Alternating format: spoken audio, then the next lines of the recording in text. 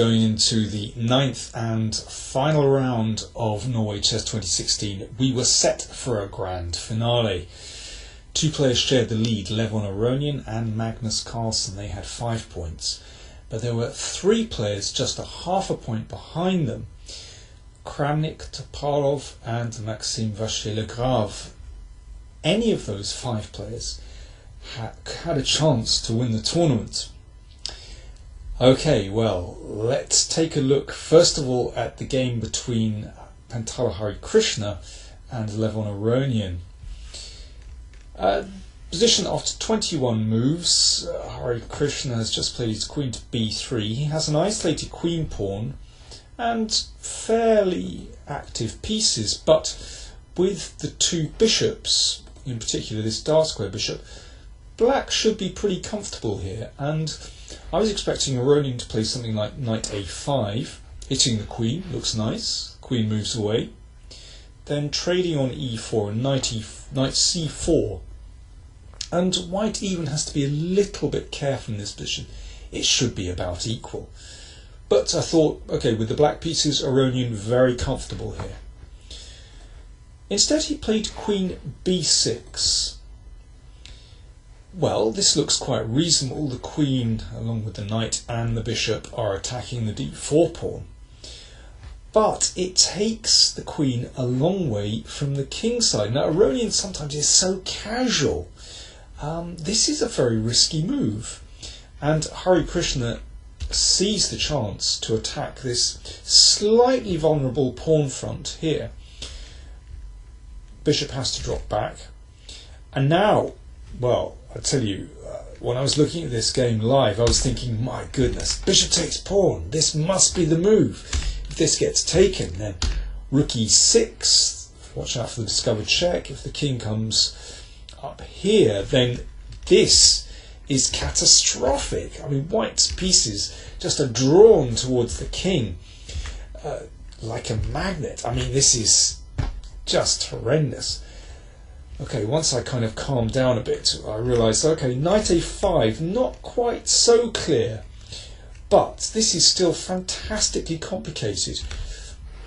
Again, the problem is that the queen is way over the other side of the board, and you can see white's pieces are all attacking on the king side. So this is a very sort of forcing variation. Now, white is a piece down. If the king steps up, then this is going to be checkmate. Simply queen g3 and queen h4, and then something will take on e6. It's dreadful. Black can survive. If you take and play rook c7, you can see these pieces way across the other side of the board, and black is hanging on by his fingernails here, but it is good enough to make a draw. In fact, there's, well, I mean, the attack continues actually. It's in a really incredible position, but this endgame, I think, should be roughly level, even though white has 4 pawns for the piece, but actually black has managed to coordinate. I think it should be about level.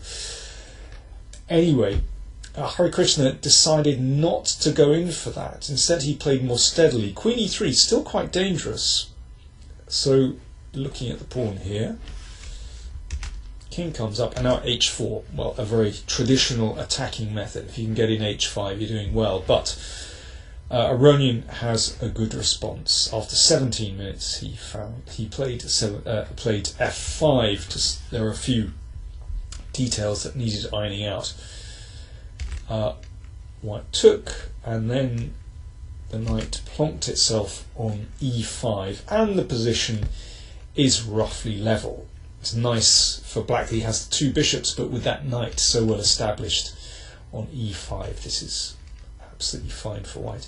And Aronian decided to simplify and just make a draw. So here they chopped off lots of pieces, and they reached a rook and pawn endgame that was dead level, and a few moves later they agreed a draw.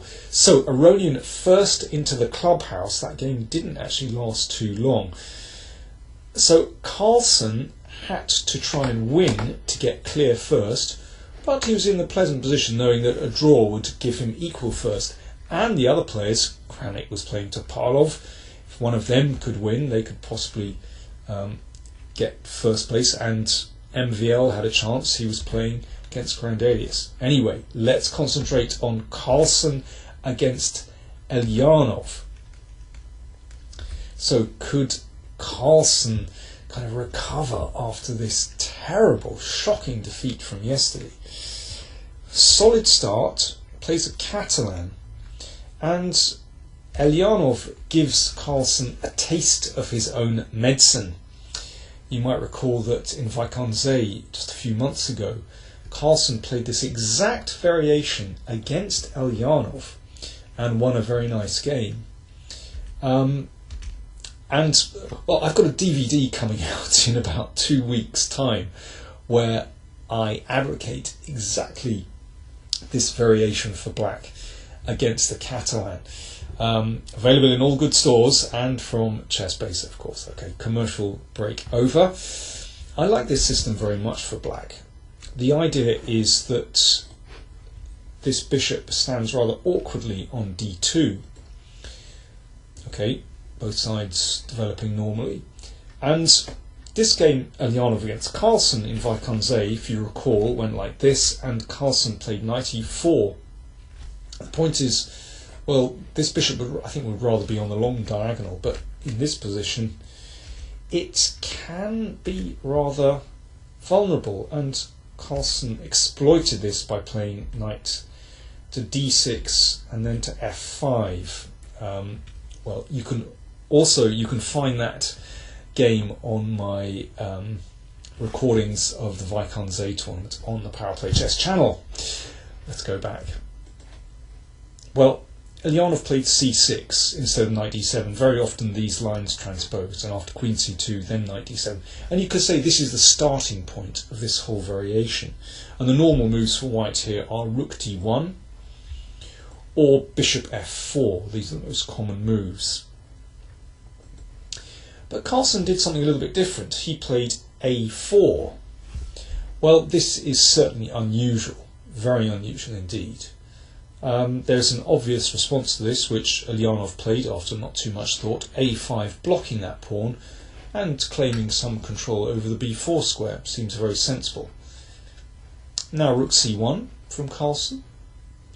I mean, I do find this move a4 slightly odd, I have to say. And now black can play this in various ways. You can even take on c4. This is probably what white wants. But this is not too bad for black, because you can establish a knight on b4. This is the drawback of playing a4. But, okay, with greater central control, white is slightly better there. But Eljanov played the kind of traditional move here, which is knight e4.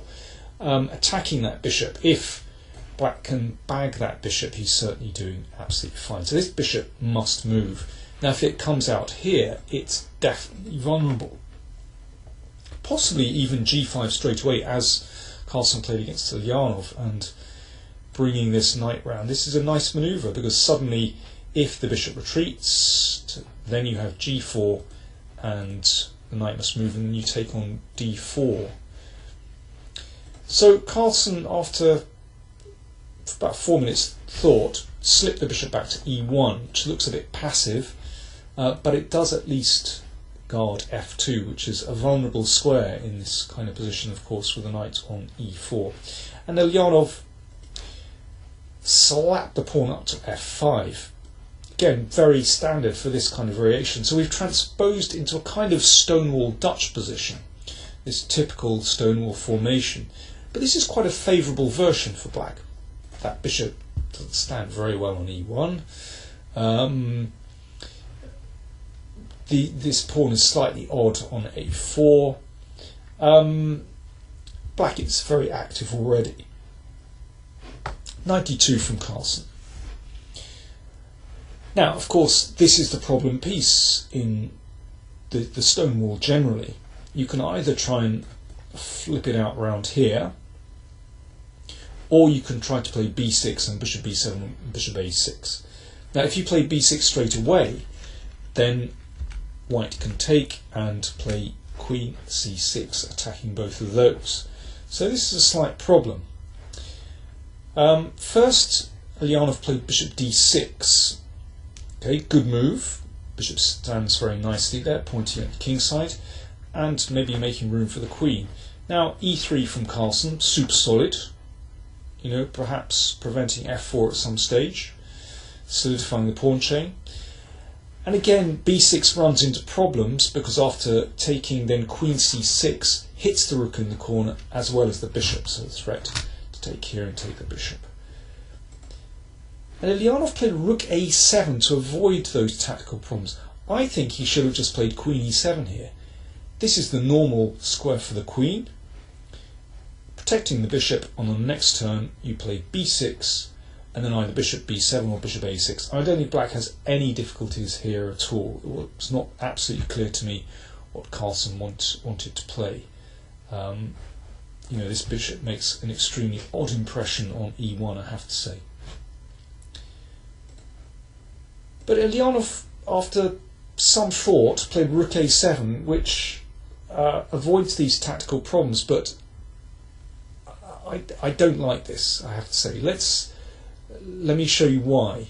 So after queen d1, sensible. White is perhaps preparing to open the c file. b6. So there are no tactical problems on the c file, and the bishop preparing to come out. But Carlsen took. Black recaptured with the c pawn.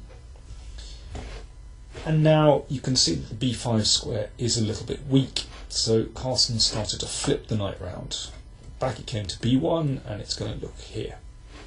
So bishop a6 to cover b5. But black's position looks absolutely fine at the moment. Knight a3. Now, you could say that I think Eljanov is fine here, but he has a few tricky decisions to make. You know, one decision is, should you give up this bishop for this knight coming into b5? This is possible, and then just play rook c7, and that leaves you with this very fine piece on a6. I mean, white's slightly better with the bishops, but it's going to take some time to bring that bishop on e1 into the game. But Eljanov played queen a8. Now the reason I don't like rook a7 is that the rooks are split. You know, he really needs to be able to connect them very quickly to challenge on the c file. But it's slightly awkward now. Okay, this knight, now it had to be taken. So Carlsen has the two bishops, and the point is that this square c6 is potentially available for a white piece. But no panic yet. Rook c8. I would prefer that the rooks protected each other, but this is still okay. Here's an interesting moment. Carlsen could have taken on c8 and tried b4, exploiting this pin. But I think black has a very good option here, which shows Eljanov's counter chances. a4. Now, we don't want to leave that passed pawn there, so this gets taken. But now the queen enters into the position, and this gives black sufficient counterplay. It's very hard for white to achieve anything here. So Carlsen played bishop f1. I like that move very much, actually.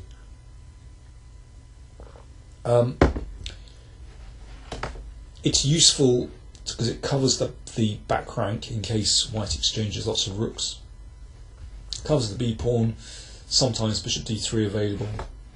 Sound move. Carlsen was now really in his element. He was playing very, very quickly, whereas Eljanov was consuming a lot of time. So the rooks got traded, and now queen a4, excellent move. Threatening b4. Queen nudged to the side, b4 came anyway, so Carlsen has managed to bring this bishop into the game. h6 looks reasonable to give the king a nice safe square on h7, but there's no doubt that white is slightly better here. It's that c6 square. Knight looks impressive on e4 though, and black can pin his defensive hopes on this piece. Bishop d6 was a good move, just to counter that bishop.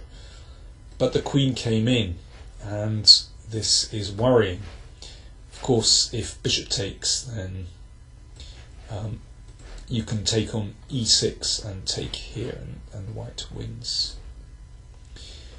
Now, Eljanov played knight df6. This is the moment when he perhaps had a chance of counterplay. Queen a7. Now, when you're short of time, very hard to calculate this. The point is that if bishop takes, then queen a2, and black is able to use that wonderful knight on e4. And in this case, well, that one is fine. You can give a check if you like, but then simply knight f8 protects the king, and if bishop takes, then queen a2 again. White can even take here, but that is fine for black. It should end in a draw by perpetual. Now, after queen a7, of course, white isn't obliged to allow those draws. In fact, you can just drop the bishop back, but of course that takes some of the pressure from black's position. White's still slightly better though.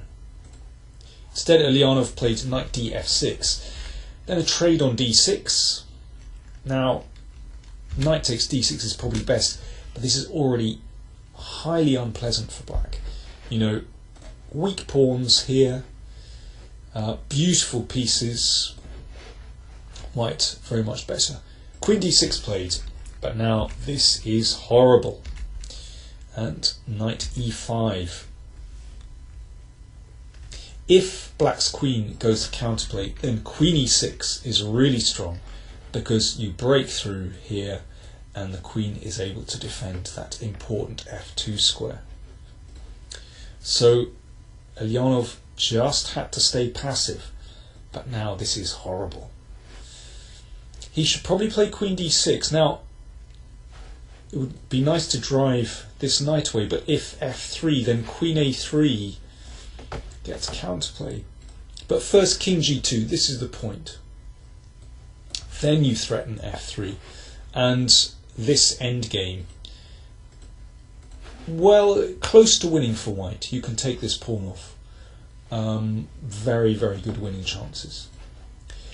But Eljanov cracked immediately. He played knight g4. This was exchanged off, and then bishop d3. Still got to be careful. Queen b6 will lose to queen f8. Incredible. Absolutely lost for white. But bishop d3 obviously overlooked by Eljanov.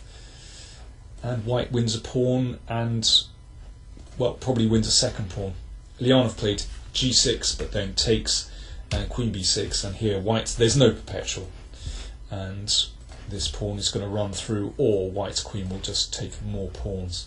Crushing victory by Carlsen. Incredible to have recovered so well, and he showed his usual patience. But it's extraordinary how Magnus has this effect on his opponents. Eljanov really cracked there. He kind of overthought his defence. So Carlsen wins the tournament with 6 points. Aronian was second with 5.5. All the other games were drawn. So MVL, Topalov and Kramnik had 5 points. Thanks very much for watching.